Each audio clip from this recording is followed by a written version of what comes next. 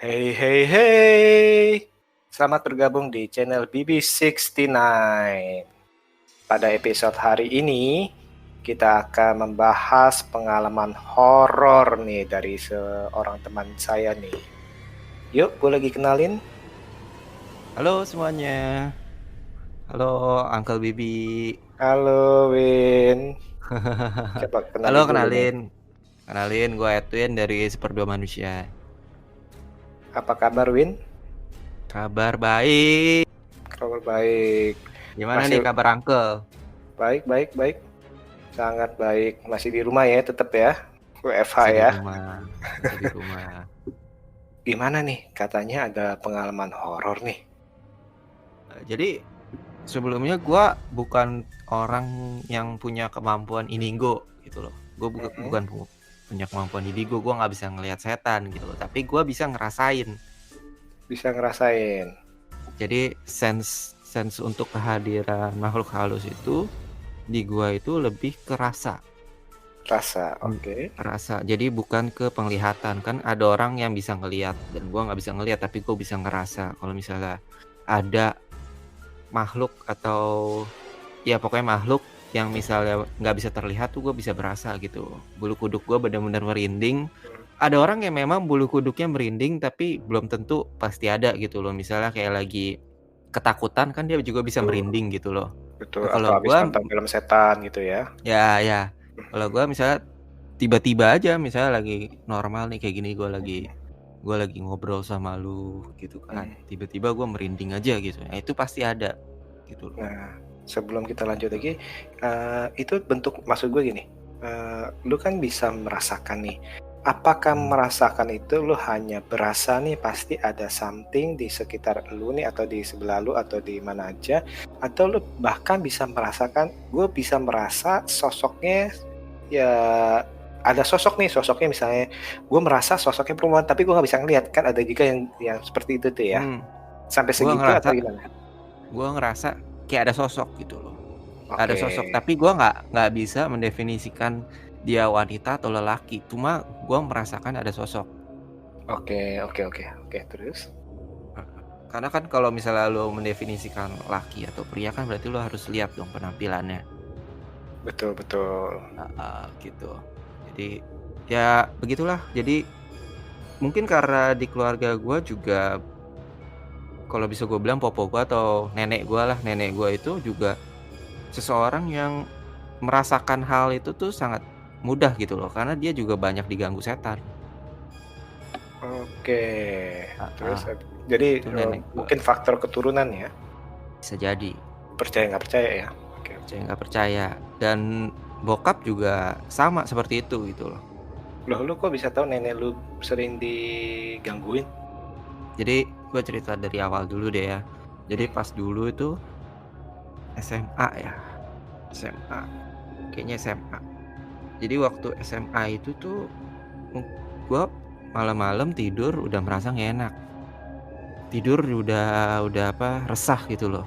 Nengok kiri, nengok kanan, kayak gimana gitu, kayak badan juga mulai keringetan gitu loh. Kayak ada yang ngeliatin gue nih, kayak gue merasa ada yang ngeliatin gue gitu. Terus akhirnya gue tidur, tapi tidurnya tuh nggak pules, kayak terjaga gitu loh. Kayak gimana ya?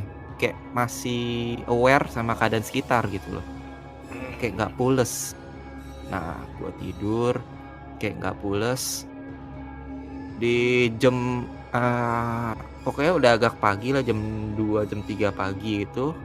Nggak inget jam juga karena nggak ngeliat, kira-kira aja itu gue ngeliat ke pinggir ranjang gue, bukan pinggir ranjang gue, di pojokan kamar gue, maksudnya pojokan kamar gue dekat lemari. Itu gue ngeliat cahaya putih, kayak bentuk orang, cahaya putih, lebih tepatnya bentuk orang warnanya putih, nggak tahu antara cahaya putih atau warnanya putih. Itu gue lihat di pinggir ranjang gue. Oke, gue masih berpikir rasional, mungkin gue mimpi atau mungkin gue udah terlalu capek, akhirnya gue bisa kayak berimajinasi gitu loh. Gue masih pikir positif di situ. Akhirnya gue coba meremin lagi, jam mulai setengah jam setelah itu, gue tidur ngadep belakang, Tengkurup. tengkurup gitu, Hmm. tidur ngadep belakang. Terus gue kayak nggak bisa gerakin badan gue gitu loh, kayak ketindihan gitu loh. Istilahnya ketindihannya, betul. Ya istilah ketindihan. Mungkin gue nggak ngerti itu ada secara medis, itu kan ada penjelasannya ketindihan ya. Gue Betul. percaya ada sesuatu yang di atas gue nindih gue, karena sebelumnya setengah jam awal itu gue ngeliat sesuatu seperti itu. Oke. Jadi Oke, gue terus habis itu? ketindih, tangan gue pun nggak bisa bergerak gitu loh, kiri kanan nggak bisa gerak cuk. Gue sampai udah bener-bener pengen teriak gitu kan, pengen teriak pun juga nggak bisa. Saat itu gue pengen teriak nggak bisa gitu loh. Mhm. Jadi gue ya gue waktu itu berdoa karena kepercayaan gue gitu, gue berdoa dengan kepercayaan gue. Akhirnya bisa lagi digerakin, mulai dari tangan bergerak sedikit-sedikit gitu kan, bergerak sedikit-sedikit semuanya. Akhirnya udah lepas gitu loh. Waktu itu benar-benar keringetan banget. Itu nggak tahu ya, mungkin bagi kalian yang mau percaya atau enggak itu terserah kalian gitu. Itu pengalaman pertama gua. Pengalaman pertama. Jadi Ya, masih banyak-banyak lagi nih. Maksudnya yang kejadian itu bisa berulang maksud gua. berulang. Jadi kayak ada selama beberapa tahun itu tuh adalah 4 atau 5 kali itu ditindih gitu loh. Mhm. Itu waktu zaman SMA kuliah ya, tapi sekarang udah nggak pernah gitu loh. Ya, kenapa nggak pernah itu juga ada ceritanya lagi, kenapa lagi udah nggak pernah gitu loh. Jadi gue cerita lagi, di keluarga gue kan tadi gue bilang bokap gue pun bisa ngerasain. Jadi waktu itu anjing gue meninggal. Kalau di kepercayaan Chinese itu 7 hari itu dia masih mencari-cari, kalau nggak salah, masih bingung dia udah mati atau belum Antara gitu. betul. 100 ya, 100 hari atau berapa gue lupa. Nah dia masih bingung kan. Nah suatu malam itu bokap gua yang cerita ini, bokap gua tidur dan dia tahu, dia ngecium bau melati, bau-bau melati gitu loh, bau-bau kalau kata orang sih bau-bau horor lah. Padahal nggak ada pohon melati ya. Iya, padahal nggak ada pohon melati jadi bau-bau horor. Terus Oke. akhirnya dia tidur, kakinya kayak ada yang tarik gitu loh, Oh ya? kakinya kayak ada yang tarik gitu loh, terus kayak ada yang tarik, kayak ada yang jilat-jilat gitu. Bokap gua bingung, lah kok ada yang tarik gitu loh, kebangun dia, katanya sih kebangun, ada yang tarik gitu loh. Nah, terus, besokan harinya bokap gue mulai mikir, eee, kok kayak ada yang jilat-jilat gitu loh, itu kayak kayak siapa ya gitu ya. Ternyata Familiar. iya, ternyata anjing gua tuh dulu memang kerjaannya tuh suka jilat-jilat kaki juga. Mungkin dia karena baru baru banget meninggal, kayak baru 3 4 hari lah gitu. Kayak dia mencari majikannya gitu loh. Akhirnya dia ke kamar bokap gua jilat-jilat, mungkin jilat-jilat kakinya lagi atau gimana buat ngucapin goodbye atau gimana, nggak paham juga. Ya akhirnya ya bokap gue sedih juga di saat itu sih. Lucu juga ya. Maksudnya itu padahal itu kita bilang itu hewan ya, ternyata bisa bisa juga ya. Iya, bener. Hewan juga bisa juga, apalagi hewan udah terlalu sayang sama kita gitu. Terus? Terus ada pengalaman lain lagi nih. Waktu popo gue masih hidup, nenek gue masih hidup, sorry, nenek gue masih hidup. Itu kayak gue masih kuliah SMA, kuliah. Nah itu waktu itu gue masih ngerasainnya nih. Jadi gue background story dulu. Jadi dulu tuh popo gue punya rumah di daerah Pejagalan. Jadi rumahnya itu di gang lah, di gang. Terus ternyata dia masih di dalam rumahnya itu tuh, dia masih nyimpen kayak abunya nenek moyangnya gua gitu loh. Jadi tiap hari disembayangin. Jadi kalau tiap malam malam cengbeng atau malam apa gitu, jadi selalu popo gua tuh kesurupan. Oh ya? Ya, popo gua kesurupan sama nenek moyang gua. Rutin tuh ya? Maksudnya Rutin. pada tiap tahun Pada pada malam itu ya? Iya, rutin, itu benar-benar rutin. Nggak tahu gimana itu benar-benar rutin. Mmm. Nah, setelah itu rumah itu dijual. Pindahlah ke rumah baru. dan tetap dibawa, fotonya tetap dibawa, tapi abunya nggak dibawa, jadi dibuang ke Disebar. disebar di laut Ancol lah, gue lupa. Pokoknya waktu itu kan di laut Ancol ada tempat pembuangan itulah, pembuangan abu. Jadi suatu ketika itu malam-malam kita lagi ngumpul keluarga. Nah, lagi ngumpul keluarga, lagi ngobrol. Pada saat itu popo gue sakit. Popo gue sakit stroke. Jadi di ranjang aja. Dia bener-bener dia tiduran di ranjang doang gitu, sakit stroke.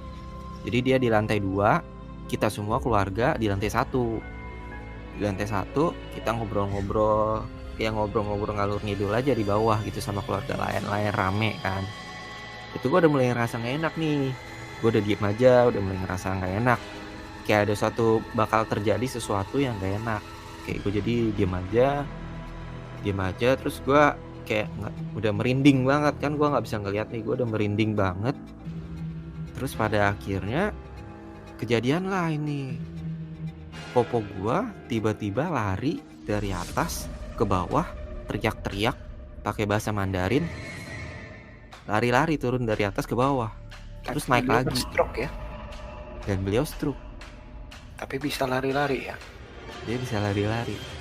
Ini bener-bener gue lihat pakai mata kepala gue sendiri dan gue nggak bohong. Ngomong apa tuh teriak-teriaknya? Pakai bahasa Mandarin, nggak paham.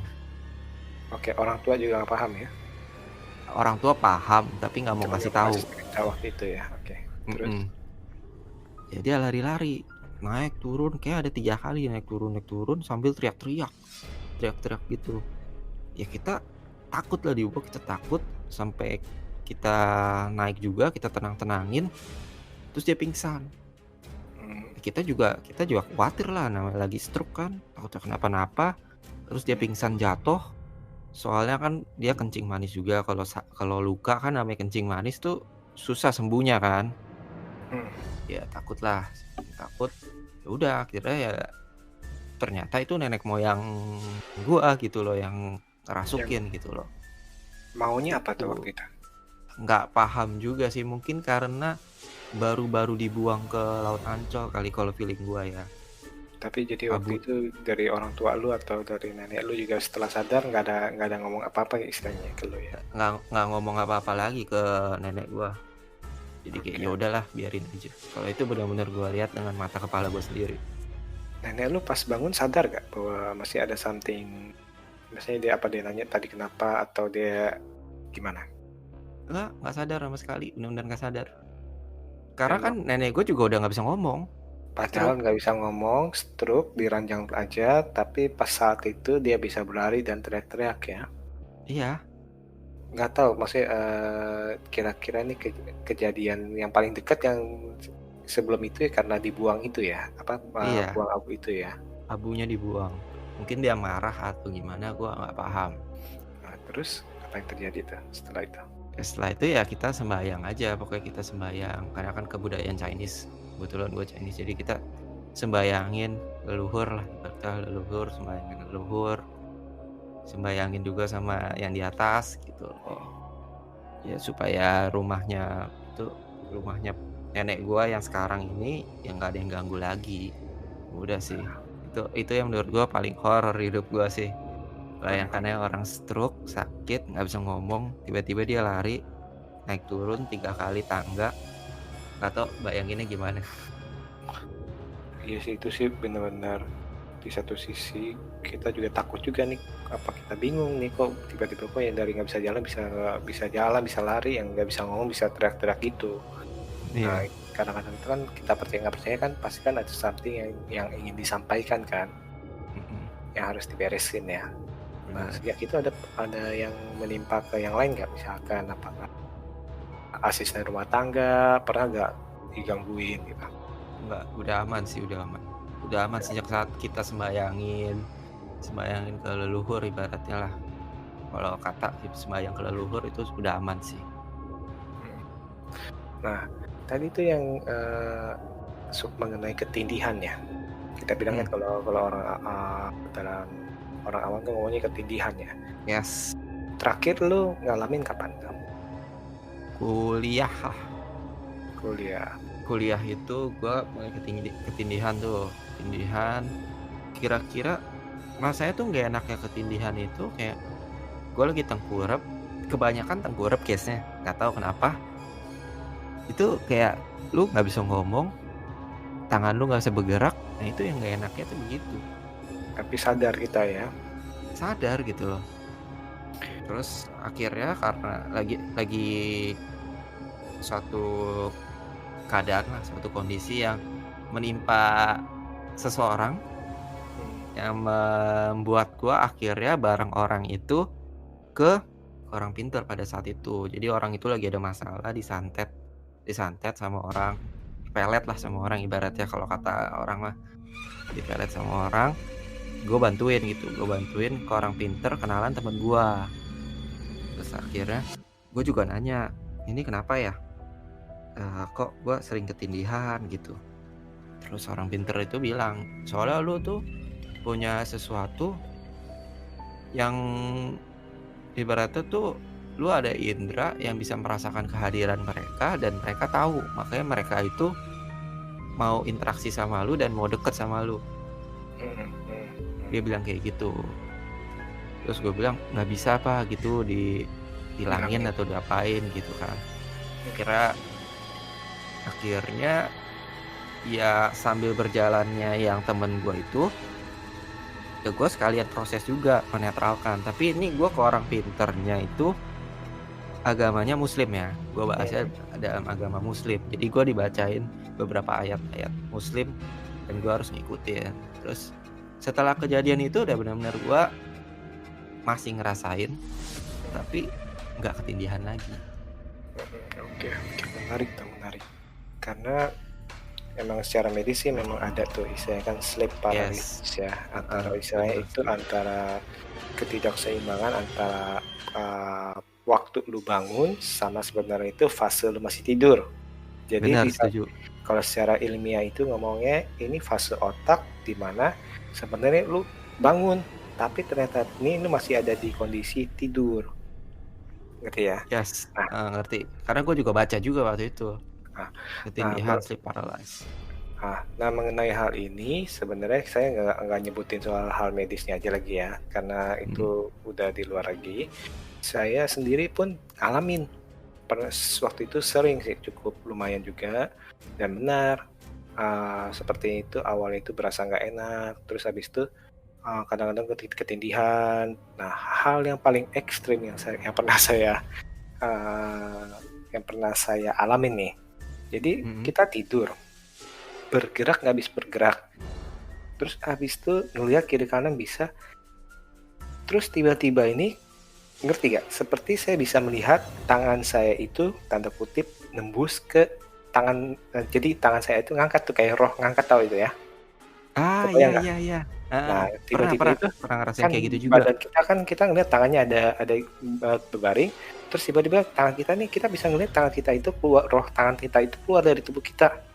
Bahkan waktu itu sempat terjadi itu, tiba-tiba itu saya bisa ketarik ke atas langit-langit untuk melihat tubuh saya tuh, ngerti ya?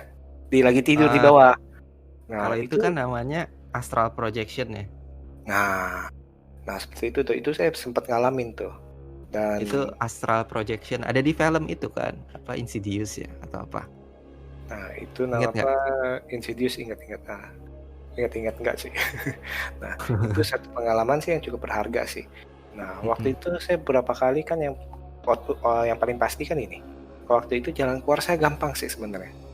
Dikala saya tanda kutip dikerja, tanda kutip sebenarnya sih benar sih kata yang orang pintar itu, antara mungkin makhluk itu ingin berinteraksi atau makhluk itu iseng ya kadang-kadang gitu ya.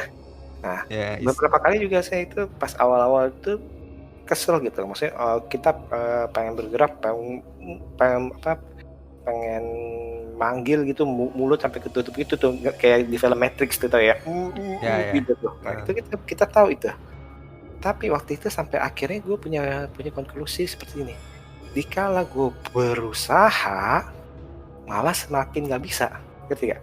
Seperti kayak orang disekep nih. Semakin lu berusaha, lu makin ditekan, ngerti gak? Paham. Nah itu yang gue alamin tuh. Akhirnya gue pikir, Oh iya deh, jadi kalau pas waktu itu pas tiba-tiba gue merasa tuh, waktu itu juga sempat juga pas lagi tidur di samping istri, istilahnya gue memanggil bangunin dia nggak bisa tuh, karena paling penting kan lu tinggal dicolek aja, abis itu lu bisa lepas tuh, entah kenapa tuh. Mhm. Kuncinya adalah ada satu orang yang nyolek lu tiba-tiba bisa bisa lepas, keluar keringat, abis itu udah lepas. Nah di samping istri gue mau manggil-manggil, kadang-kadang itu sampai sampai gue berusaha sampai nyenggol dikit desain, pokoknya gerakin kaki gue ke dia aja, dia bangun, habis itu dia nyolek gue, udah bisa gerak lagi gue. Nah tapi kan itu kan sulit tuh, akhirnya Heeh, bener. gue punya kesimpulan, oh ya udah kalau gitu, maksudnya dalam arti kalau gitu daripada seperti itu, gue terapkan cara gue. Dikala gue bangun, maksudnya dikala gue tersadar gue tanda kutip ketidihan, ya gue bilang, oh ya udahlah terserah lo mau ngapain, gue tidur aja. Udah jadi udah, beneran. Habis itu tiba-tiba Udah bodo amat ya? gue bangun kan, kan kita kan tahu ya, sadar gitu kan, kaget kan, Heeh. refleks dong kayak orang, karena orang tiba-tiba kayak kayak ditekan gitu kan, kita refleks. Nah, Nah pas karena gue udah sering seperti itu dulu, jadi gue, oh gini lagi, udahlah terserah lu mau ngapain lah, gue mau tidur lah, yang penting lu nggak usah masuk ke gue, udah gue tinggalin tidur aja. Habis itu nggak ngalamin lagi, maksudnya malam itu nggak ngalamin lagi. Nah seperti itu sih. Terus emang waktu itu emang gue kan emang beberapa kali sering punya pengalaman seperti itu tuh, dalam arti entah itu merasakan, entah itu melihat, entah itu ya seperti itu deh. Nah sampai akhirnya ya mungkin gue merasa bosen lah, saya ya udahlah. Nah nanti ya gue sih ngomong ke Tuhan, ya udah misalkan kalau ini memang nggak berguna buat gue, nggak berguna untuk makhluk tersebut, ngerti kan? Gue kan nggak bisa nolong mereka. Ya udah mendingan tutup aja, dalam arti entah itu indera perasa ataupun indera melihat gue, dalam arti. Ya udah sejak itu gue nggak ngalamin lagi sih, udah berapa tahun. Ya semoga kagak. Semoga kagak sih.